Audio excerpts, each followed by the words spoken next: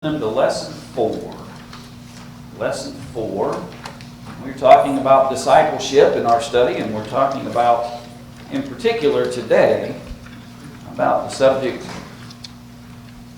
of being clay in the potter's hands, and how God the Creator wants to mold and shape us and form us. And in order for Him to be able to do that, and we talked a little bit about this in introductory form on Wednesday night, in order for God to be able to mold and shape us, what do we have to be? Malleable, right? We got to be soft. We got to be soft enough that God can shape and mold and form us in the fashion He would. There is some discussion, if you will, about this idea of the potter and the clay. That the clay has no relationship or no connection to the end result whatsoever. In real terms, I suppose that might be true. That the potter has full absolute control over the clay. In a real life circumstance, in terms of real clay and a potter with a wheel, but we are not in the same exact picture. We have choices and decisions. God has created us with the ability to make decisions, and so we have to choose to be molded and shaped after God's will. We have to make a choice to be the soft clay necessary in order for that to happen. And that's the challenge, really. There's nothing wrong with the potter, right? Because that's who? God. That's God the Creator, right? And think about that when we talk about God in particular with this lesson. And keep in mind the idea of the Creator, the one who is able to shape and mold and form and design and all of those things that come along with the idea of a Creator. Keep that in the forethought of your mind, because that's really what we're talking about this morning in relationship to that. So God is the Creator, and we talked a little bit about Jeremiah 18 last week. We talked about Romans 9. So I want to run to Psalm 139, if you would. And let's look at this text for a moment. Because if we're going to let God be the Creator or the potter for us, then we need to appreciate exactly who He is and His ability to accomplish this. Psalm 139, verse 1. For the chief musician, a psalm of David, O Jehovah, thou hast searched me and what? Known me, right? So the Creator, the potter, God is able to put us in the perfect situation. God is able to mold and shape us exactly as we ought to be, because He has knowledge of what? Everything about me, right? He knows everything to me. He searches me. He understands me. He knows what my shortcomings are. He knows what my flaws are. He knows where I'm best at. He understands who I am, what my nature is like. He understands everything there is to know about me. He is able to search and understand exactly what needs to be molded and shaped differently in my life. You know, if you think about it, are all the vessels the same? We talked a little bit about that Wednesday. No, all the vessels are going to be a little bit different, right? The vessels aren't necessarily going to be the same. Within the kingdom, think about that for just a moment. Within the kingdom, are there varying gifts and talents and purposes that people have?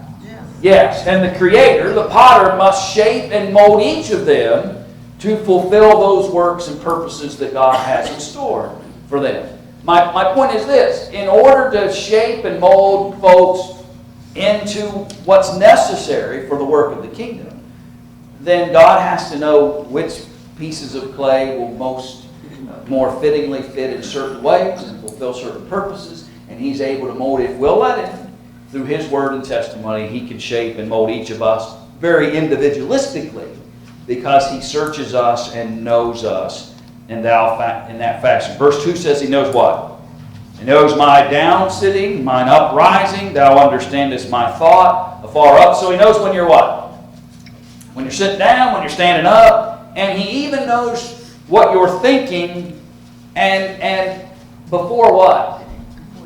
Before you even thought of it, okay? That you think about that idea, thou understandest my thought afar off. If I'm reading that right, I believe he's just simply using poetic language to illustrate the fact that while that thought is way out in the distance for me, and it's not yet even to my mind, God already knows it. He already knows what I'm going to think before I think it.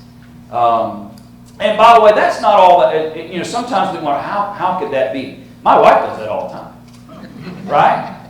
But why? Why is she able to do that? She knows you. After 21 years, right? Not married, but 21 years on Halloween the other night, October 31st. We went out on our first date 21 years ago. the other day, and we memorialized it yesterday by going back to McDonald's. But anyway, but at any rate, what I'm trying to illustrate to you is that concept isn't all that foreign to us. When you spend enough time with somebody, you are able to almost be one step ahead of how they're going to think. She can almost tell you exactly how I'm going to react in just about every situation that you could put me in, because she's witnessed it for 21 years. God has known me since when? Before I was formed in the womb, right? So He has known me, so He can outthink me way ahead, because He knows me better. And He knows what's going to happen with you. That's right. And so He understands all facets. So if I would just grasp that concept that God is perfectly equipped to mold and shape me if I let Him, then why not soften to Him and let Him do that? Because He's got well advanced knowledge of where I should be and where I'm going. Go ahead, Bob. Don't know exactly how to ask this question, but God, through the Scriptures, Moses, the elders are charged with feeding the flock. What part does that play in the molding? Well, and that's a fair question. You didn't have to ask it. I'll be careful how to answer it. But everything that God puts in place is part of the shaping process. So He puts elders in the place of feeding the flock, and shepherding the flock, and leading the flock. He puts teachers in place to educate the flock. He puts servants, ministers in place to serve the flock. God puts it all in place, and He can use all of it to shape and mold us in the purposes that He has for us. He knows what's best in everything. Right. And so I guess with that, the idea would be that it's not hocus pocus. This isn't smoke and mirrors. This is God understanding what Brian needs. And if Brian's willing to allow God to mold and shape him, he'll use the Word, he'll use public teaching, he'll use private teachings, he'll use other people in my life. He will use everything at His disposal to mold and shape me in the direction I need to go. And maybe with that, the part of the problem is that sometimes we become resistant. Sometimes people are resistant to the eldership. Sometimes they're resistant to education. Sometimes they're resistant to the testimony of Scripture.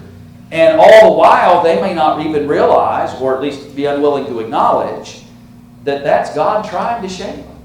That's the potter trying to work on them and aid them and help them. They're not just rejecting somebody. They may very well be rejecting God's method of trying to mold and shape them in the way that He wants them to be. So we have to be careful sometimes how we respond and react to all the things that God may use. Does that answer it? Yeah. Close enough. Everything He does has a purpose. Yeah. And I think that we can't necessarily pinpoint one specific thing and say that's the only way God molds and shapes us. There's a myriad of things that God uses to do that. So He knows the path. He knows my lying down. You're acquainted with what? All my ways. Would we rather hide a few ways? Yeah, there are probably times where we'd rather just assume hide some of our ways from God, but they can't be hidden. He knows them all. Okay? God knows all our ways, all our paths, all our choices, decision making, what makes us tick, what makes us make those decisions. God is fully aware of all things connected to me. Then note,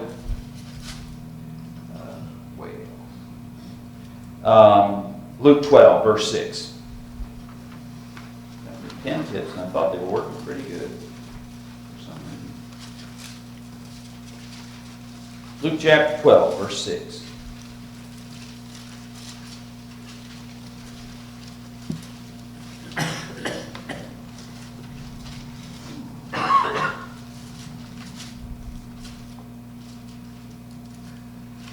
So I'm think about what God says here. Jesus says, rather. He says, "Are not 5 sparrows sold for 2 pence, and not one of them is forgotten in the sight of God? But the very hairs of your head are all numbered. Fear not, you are more valued, or of more value than many sparrows." How intricately familiar is God with us? If He can count the hairs on your head, okay, then he can know anything. If he's able to understand the minutest, smallest details of our existence, then and it's interesting. It's an interesting parallel Jesus makes. He says, "Are not 5 sparrows sold for 2 pence?" Meaning what? Not a lot of money. There's not a lot of value in sparrows. Okay, not a lot of great monetary value in sparrows. But he said, if 5 sparrows are sold for 2 pence, and God knows every single one of those sparrows, then how much more would he think and know about the creation that's made and molded and shaped in his image? And so the whole point of all this exercise is trust the potter. He understands and knows what it is that we need in this life. Trust the potter to take care of the things that are necessary for us. He knows what is best. Deuteronomy 6:24 illustrates the same thing. Psalm 139 and verses 13 through 16 also are illustrating the same basic point. Trust the potter and make sure that we're willing to be molded and shaped in the fashion that he would have us to be. I want to run back to the Psalm 139 text for just a moment to see something in the end of that text. Oops, sorry about that.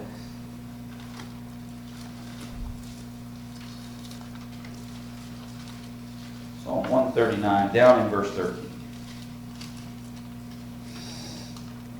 He says, "For thou didst form my inward parts, thou didst cover me in my mother's womb.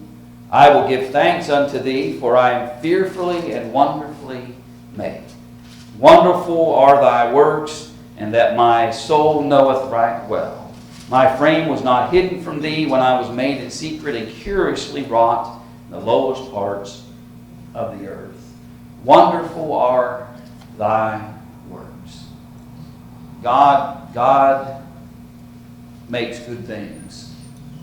You know, we talked a little bit. Somebody, I think it may have been Roger Smith the other night, was talking about how he had taken. Wasn't it Roger said something about he tried making pottery at one point in time, and how difficult it is, and how patient you have to be, and how challenging it is. I mean, you know, what parent hasn't had to smile and act like the craft their child just brought home was made by Picasso? You know what I mean? Although a lot of it looked like it had been made by Picasso, actually, when you think about it. But that's for another time. It's too deep for a lot of you, so just let it go. But anyway, so here's this idea, though, that God makes things that are wonderful and good. The potter, the creator, if you let him form and shape, if you let him use all the tools that he has, he'll make you wonderful. He'll make you good. He understands. He's not going to make mistakes if we'll soften to him and his will. And I just wanted you to consider that before we move past this idea of the great Creator. Well, you know, at Luke 12:6 there, it points out 2 things. One, it points out the value of us to God. And the second, it points out the knowledge and the power of God. I mean, his knowledge of how many hairs on our head is probably insignificant, and he doesn't really care. Right. But it shows that he can, if he wants to, his unlimited power and grace that he has. Yeah. If he's able to understand the most trivial of things, then what amazing power he can bring to bear on the pertinent things of life. So he's the potter. He's the creator. He's the one who understands, knows. He's perfectly suited for that role. We are perfectly suited for which role? Roles of clay, okay? And sometimes we miss that point. He's perfectly suited for his role. We are created and made, able to be shaped and formed. Okay? I don't want to get too deep into behavioral sciences, but you can easily show that human beings are born to be shaped and molded into certain behaviors. And you can statistically show all kinds of data that will show how people, as they're being raised, are being molded and shaped. Ladies, when was the first day you realized you went to yourself, you looked in the mirror, or you said something, and you said, "Oh no, I'm what? I'm not. I'm my mother." Right? That just didn't happen, right? It didn't just happen. It happened because you were molded and shaped behaviorally by your mother in certain ways. We are shaped people. God created us in a way to be behaviorally molded. His hope is that we'll be molded and shaped by whom? By Him, right? That's His desire. He created us for that purpose. He created us to be His workmanship, to be the clay in His hands, but He lets us choose what we want to be molded and shaped by. He lets us make decisions about how, but you cannot deny the reality that everyone is behaviorally shaped. All of us, one way or another. And so our obligation is to let God shape and mold us, be the clay that He intended for us to be. And because it's a continual time process every day, I need to be ready to be molded and shaped for the betterment of my life spiritually. And so there are going to be times, if you move along in your lesson sheets, that we need to be molded and shaped in our faith. If we won't be the clay we need to be if we don't believe that God can do what? Shape us and make us better. That seems like, I don't know how to even define it in some ways, but there are a lot of folks who don't believe that. They don't believe that God can make them better. They don't believe that God's will and purposes and His standard and His moral code, they don't believe that what God offers them can make them better. And because they can't be molded and or they don't want to be molded and shaped by Him, they don't live the life that God would intend for them. The second thing He says you have to have is what? Humility. You got to have humility. If I'm not humble enough to believe God's smarter than I am, then I'll never be molded and shaped in the ways that He would like. I want you to think with me for a moment. How many times maybe have you worked with somebody or been in some project and it was a difficult task because the person you were dealing with thought they already knew it all? Okay? That's hard to do, isn't it? It's hard to function. And you're supposed to be, in some senses, the trainor, but the trainee doesn't what? Trainee doesn't think he needs training. Okay, the trainee thinks he's already got it all figured out. The guy that's supposed to be in the learning role has turned around. And you know that happens in every circle, by the way. I've sat at tables with preachers and preachers who were, some of them maybe twice my age at certain points and times in my life.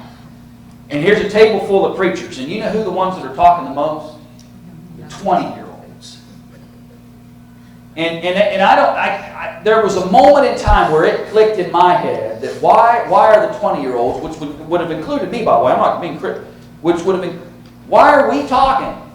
We need to sit and listen here. We need to. That's not to say that we didn't know something that could add to the moment. It's not to say we didn't have any understanding of things. But there were moments where if we would have stopped and listened, then maybe we could have been molded and shaped and learned something that otherwise we were going to miss out on because we kept thinking we already knew it all. It's amazing to me sometimes the way that happens. Humility is going to be, I'm going to have to humble myself and say, God really does know me better than I know myself. I've got to have enough humility about me that says, God really can shape and mold me better than I can. I'm not as smart as I think I am. I don't have it all together like I think I do. I don't have the world at my fingertips like I think I often do. I need training. I need shaped. I need educated. I need to improve. And God's the best source to make that happen, which then you can throw in the third thought, which is meekness in this process. People waste more time and energy fighting God than they just let Him take control. Yeah. I think, Jim, there's a lot of truth to that. That we work harder at rejecting God than we would have to let Him shape us sometimes. And that's a sad reality.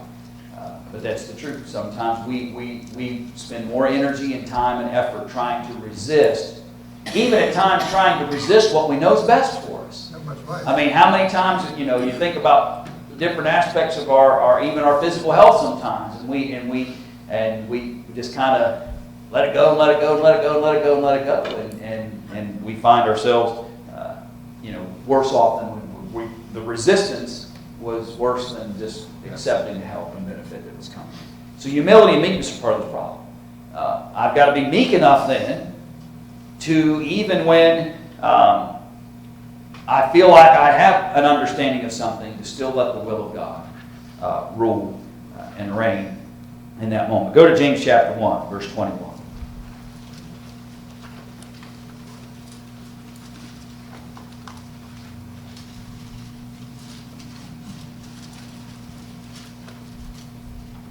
He says, "Wherefore, putting away all filthiness and overflowing of wickedness, receive with meekness the implanted word which is able to save your souls." Receive with meekness the implanted word. Receive with the moral courage to say, my will is set aside.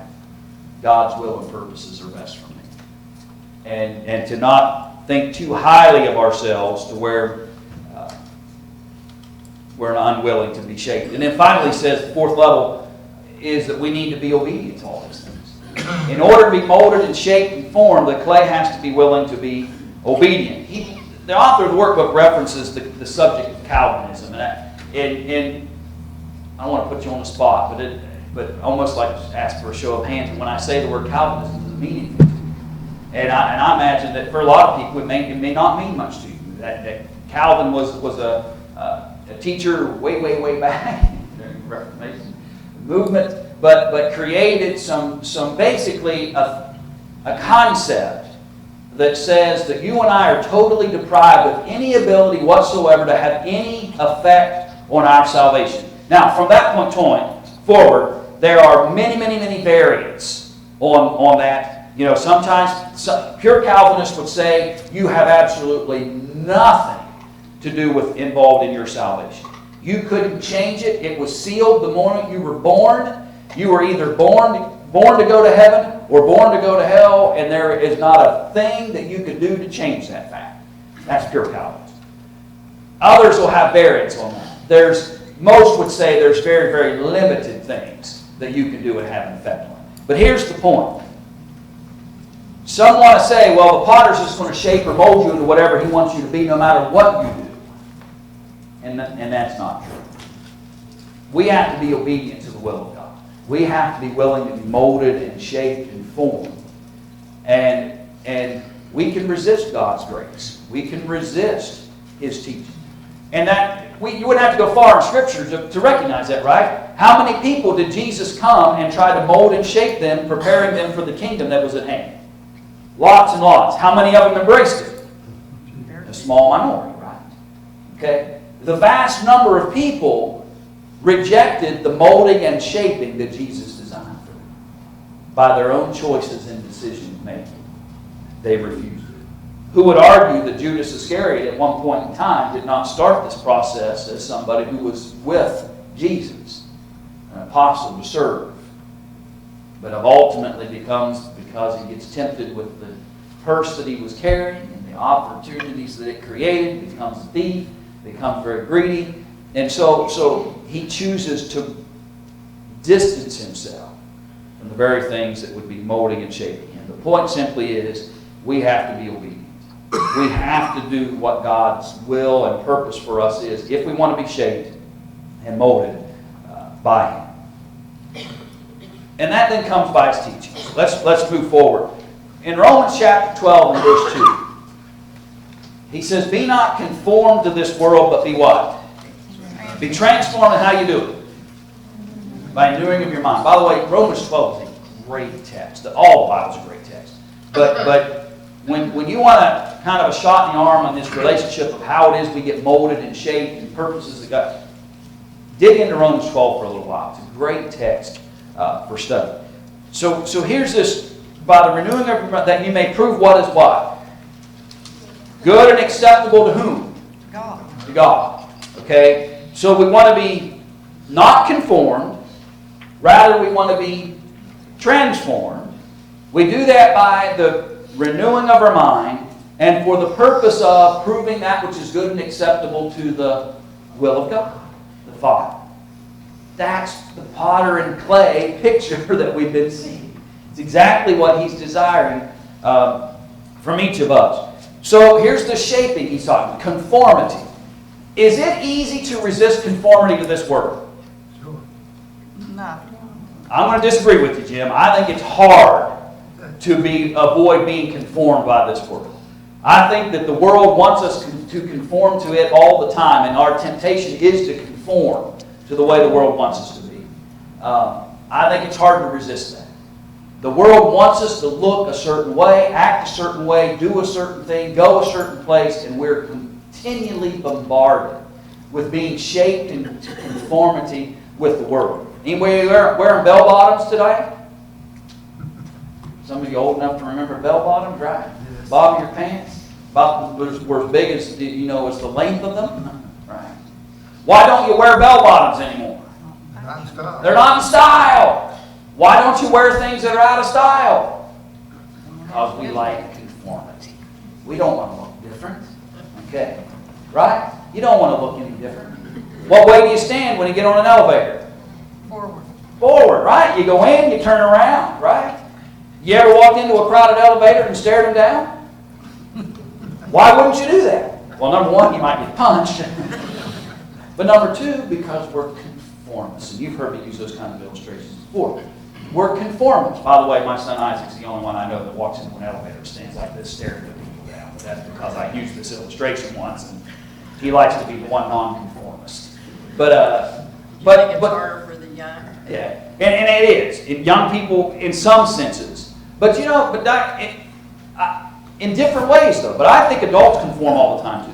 I think we conform at the workplace. We conform in the way that we act in social environments. I think all of us are subjects to conformity. So that's why it's a challenge for us to resist the temptation to conform to the world. Now, those are trivial matters that don't have any bearing. When it comes to the sins of the world, those are the serious things that we need to make sure we understand. The conformity to the sin.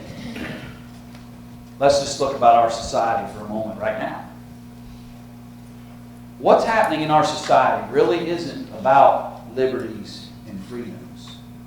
What's happening in our society, I want to come back and say these things sometimes because I think it's important at least for us to get this into our minds. It is not about liberties and freedoms. That's the smokescreen.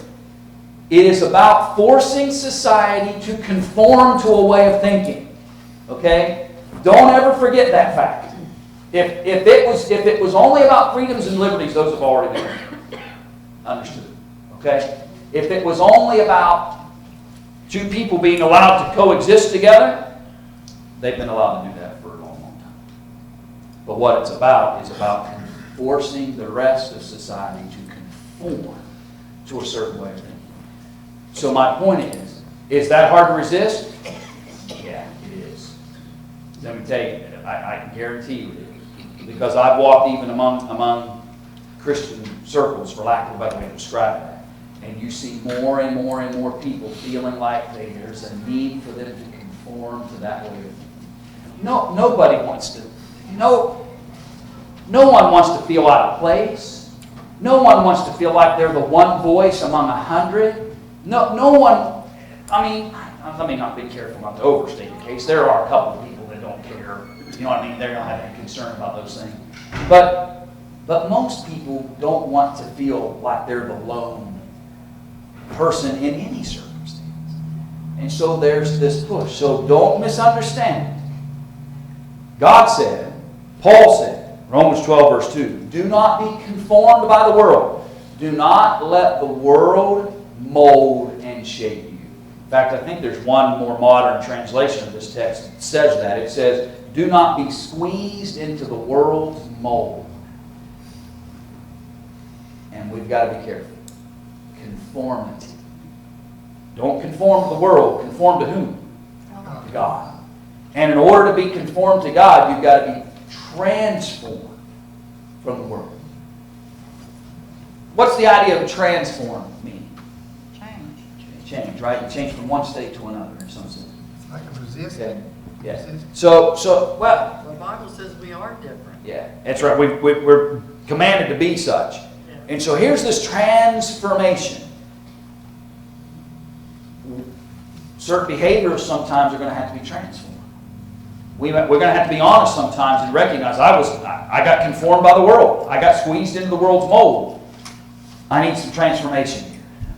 I need to be turned and changed from that conformity to something more in tune with what God has in store for me. So I've got to start, and that change starts where? In your mind. You and I cannot stop sin until we change the way we think about sin. Too many times people try to change their actions without changing the way they think about those actions. And that isn't going to work. Until I change the way I think about sin, I'll never permanently change the actions. And just food for thought. And we've all probably have something we could list. Something that spiritually has challenged us and that we have over the years tried to change and tried to change and tried to change. And we find ourselves, for whatever reason, seemingly back into the same habits or problems that we've had before. And make just simple suggestion for all of us. And that is when I find myself continually feeling like I'm drawn back into the same sets of problems, ask yourself, did I really change the way I think about that problem? Or did I just try to change the action? I shouldn't do that anymore. I'm not permitted to do that. I shouldn't do that. But I never really changed the way, you know what, I shouldn't do that because it's against the will of God, because it's going to hurt my influence, because it's going to hurt my ability to serve the Lord. Make a list.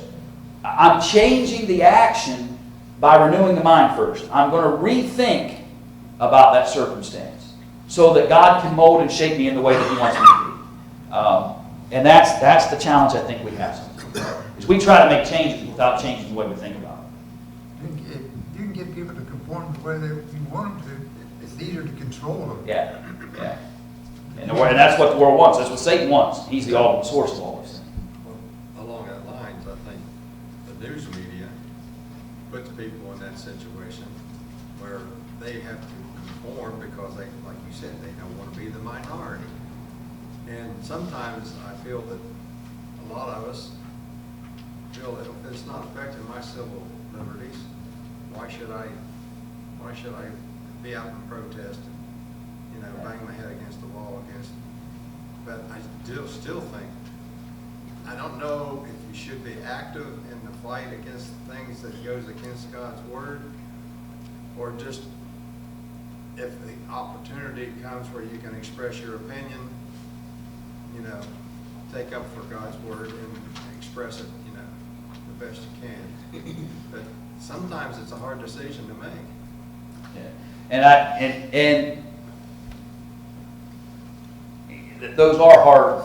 And really the key this morning in our study is that let's just at least at the base of all this, let's at least recognize what's really happening.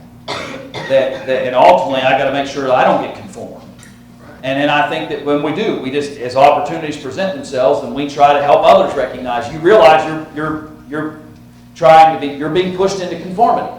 And so, I don't know. 4 minutes, we never be able to cover that. But I have a very strong sense, if you will, about, I got very strong feelings about civil liberties.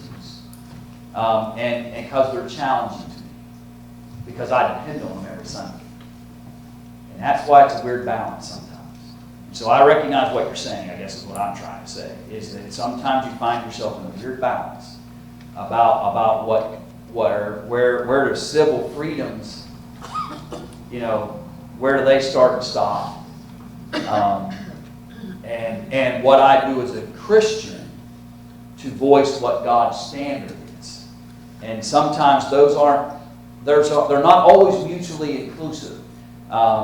In that, if you understand what I'm saying, sometimes I depend on a liberty that somebody else depends on too for a different reason.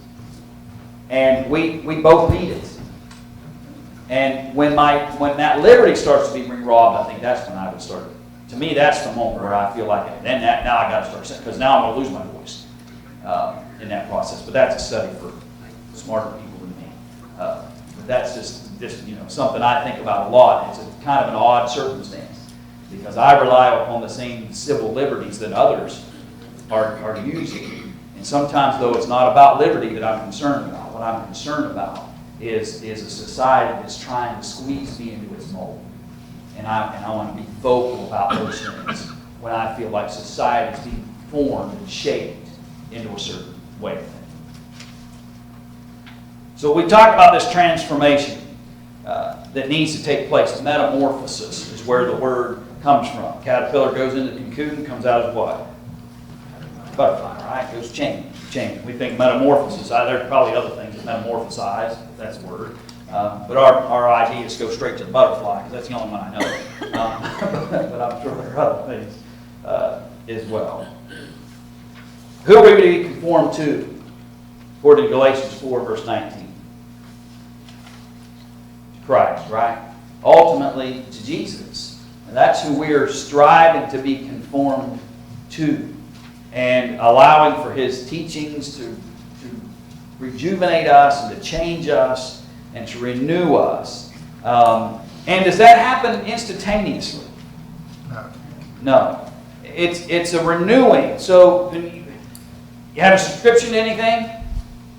I've got maybe a monthly subscription to something. How often does it renew if I have a monthly subscription to something? It renews every month, right? Okay, it has to be renewed every month. I need daily renewal in my relationship with Jesus. I get up every day and I need renewed in that relationship. And so there's this constant transformation, constant changes, life changes that are being made, differences that I need to take, paths I need to go in. And the more we learn about God's will and His purposes, the greater we're able to renew ourselves and make the changes that God would desire for us. That's the reason we're here this morning. We'll come this evening, Yeah. come Wednesday. And we spoke about those things the other night, about all these opportunities are to help us in this renewal process that we have. In Colossians 3, verses 9 and 10, and it's in your worksheets. And do not lie to one another, since you have done what? You have done what with the old man? Put off the old man with his deeds, and have put on the new man, who is renewed in knowledge according to the image of Him who created him. So we get rid of the old man who's conformed to sin in the world, and we renew ourselves in the knowledge of our Creator, who created us in His image. Okay.